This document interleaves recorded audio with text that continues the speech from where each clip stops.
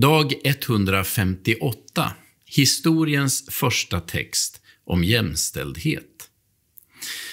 Alla är ni nämligen genom tron Guds söner i Kristus Jesus. Är ni döpta in i Kristus har ni också iklätt er Kristus.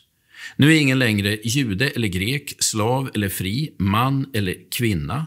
Alla är ni ett i Kristus Jesus. Galaterbrevet kapitel 3, vers 26-28. Paulus ord i Galaterbrevet är en unik text i världslitteraturen.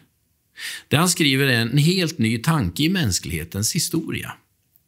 Det är den första texten i vår historia som talar om jämställdhet. Han påstår att alla är lika inför Gud. Visst är vi olika som människor, men ingen är mer värd än någon annan. Alla är Guds söner, vare sig man är man eller kvinna, slav eller fri, jude eller grek. I antiken tänkte man tvärtom. Där var hela samhällssystemet uppbyggt på tanken att människor hade olika värden. I Aten var kvinnosynen bedrövlig. En kvinna hade sällan tillgång till utbildning. Hon blev aldrig myndig och fick inte ärva. Hon fick inte vistas utomhus eller delta i samhällslivet. Hennes roll var att föda barn och inget annat. Kvinnorna i romarriket hade det något bättre, men deras värde ansågs betydligt lägre än männens. Hela romarriket bestod av stora grupper av slavar. En slav var totalt utlämnad till sin herres beslut.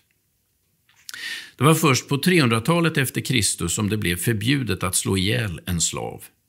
På Nya testamentets tid kunde slavägaren göra precis som han ville med sina slavar.